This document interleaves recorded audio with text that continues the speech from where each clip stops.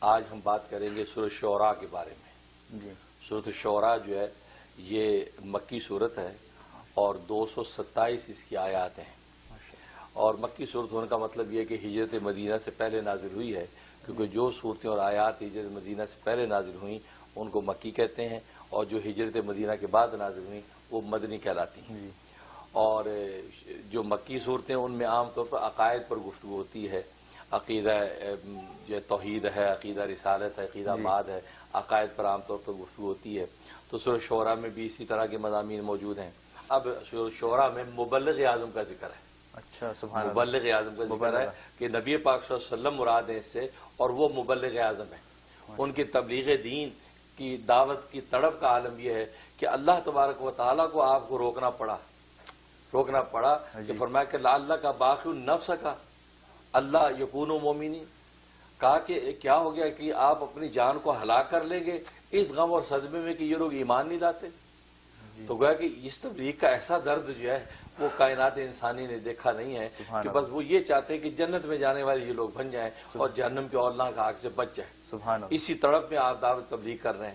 تو اس مبلغ اعظم کا ذکر ہے. اور انہوں نے جب دعوت تبلیغ کی، ظاہر ہے کہ وہ عرب کا معاشرہ شعر و ادب کا معاشرہ تھا، وہاں ہر وقت سے شعر و ادب کی باتیں ہوتی تھی.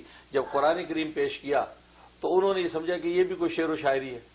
انہوں نے اس کو شعر و شاعری سمجھا، اور جس کے نتیجے میں انہوں نے فوراً جو ہے یہ کہہ ڈالا کہ یہ کیسا شاعرانہ کلام ہے، یہ تو شاعر ہے. اور شاعر ہونا کوئی کمال کی بات اس لیے نہیں تھی کہ وہاں مکہ کے ماحول میں تو 9 سال کی بچیاں 90 اشعار کا قصیدہ برجستہ پڑھ دیتی تھیں. عجیب یہ عالم تھا. تو وہاں کے نبی پاک صلی اللہ علیہ وسلم ایسے شاعر اگر آ جاتے ہیں تو کون سے کمال کی بات تھی. انہوں نے کہا کہ یہ تو شاعر ہے اور یہ شعر و شاعری ہے. لیکن اور اس کی وجہ بنیادی یہ تھی، اصل میں شعر کا لغوی معنی ہے وہ بات جو دل میں اتر جائے.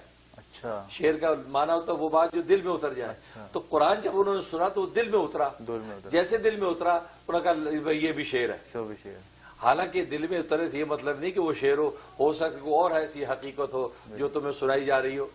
اور یہ وجہ کہ قرآن نے پھر اس کی نفی کی کہ نبی شاعر نہیں ہے، شاعر نہیں ہے. اور یہ وجہ ہے کہ ابو جہل تک نے یہ قرار کیا کہ یہ محمد کا جو کلام ہے یہ لا نثر ولا شعر، نہ نثر نہ شعر ہے، اور لیکن اس کے اندر لذت ایسی ہے کہ اس کو سنے بغیر جو ہے وہ تاب نہیں آتی.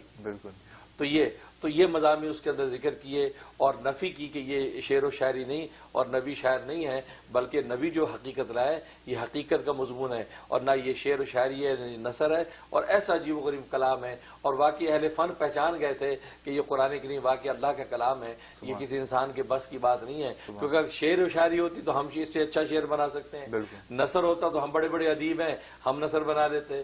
اس کا مطلب ہے کہ واقعی یہ اللہ کا کلام ہے، لیکن بعد ان کی ضد اور اناد اور ان کی چودراہٹ کی جو ناک تھی وہ انہوں نے جھکنے نہیں دیا اور وہ اسلام کے اندر داخل نہیں ہوئے. لیکن نبی کا درد یہ تھا کہ جب یہ اس بات کو جو وہ جانتے ہیں کہ یہ کلام برحق ہے، کلام صادق ہے اور کلام ربانی ہے تو مان بھی لیں، کیونکہ ایمان جو ہے جاننے کا نام نہیں ماننے کا نام ہے. تو جان تو گئے تھے لیکن مانتے نہیں تھے. اور نبی کی جو یہ تڑپ تھی کہ جس پر قرآن کو یہ کہنا پڑا کہ لا اللہ کا باقی نفس کا لا اللہ یکون مومنین، کیا آپ اپنی جان کو ہلاک کر لیں گے اس غم میں کہ یہ ایمان نہیں لاتے. آپ تحمل کیجئے، آپ بلغ ما انزل الیک، آپ تبلیغ کرتے رہیے، لیکن جو ہے یہ توفیق الہی ہے کہ جس کو یہ توفیق مل جائے. تو اس انداز سے اس شعراء کے اندر اس مضمون کو ذکر کیا گیا. اور آپ جہاں تک اس کے فضائل و فوائد کا تعلق ہے، اور اس کا ایک زبردست فائدہ یہ کہ اگر جو شخص بد کلام ہے، فحش کلام کرتا ہے، بد کلامی کرتا ہے، اور عام طور پہ بچوں کے اندر یہ شکایت ہوتی ہے والدین کو، یہ بچہ جو ہے پتہ نہیں کیا کہاں سے گالیاں سیکھ کے آ گیا، گالیاں دیتا ہے، پتہ نہیں کہاں سے ایسی بیڈ ورڈ یوز کرتا ہے، ایسی باتیں کرتے ہیں. تو اس کے لیے سورۃ شعراء میں بڑا زبردست یہ اثر ہے کہ سورۃ شعراء روزانہ تلاوت کر کے پانی دم کر کے اس بچے کو پلایا جائے. اس کو پلائے تو وہ 21 دن کرے بلا ناغہ، انشاءاللہ اس کی زبان میں شائستگی پیدا ہو جائے گی اور وہ پاکیزہ کلام کرنے لگے گا. ایک فائدہ یہ زبردست. اور دوسرا فائدہ اس کا یہ ہے کہ جو یہ چاہتا ہے کہ دشمن جو ہے جو اس پر پھپتیاں اڑاتے ہیں، مذاق اڑاتے ہیں، اس کو عزت تکلیف دیتے ہیں اور اس سے باز آ جائیں، کیونکہ کلام کے ذریعے سے جو اذیت ہوتی ہے وہ اذیت ہاتھ کے ذریعے سے نہیں دی جا سکتی. یہ صرف تو کہا کہ ہاتھ سے جو مارا کسی نے تیر تلوار تو اس کی تو مرم ہے، لیکن زبان سے جس نے کاٹا تو اس کی کوئی مرم بھی نہیں، اس کی تو مرم بھی نہیں۔ ہاں، تو اس طرح تکلیف دے۔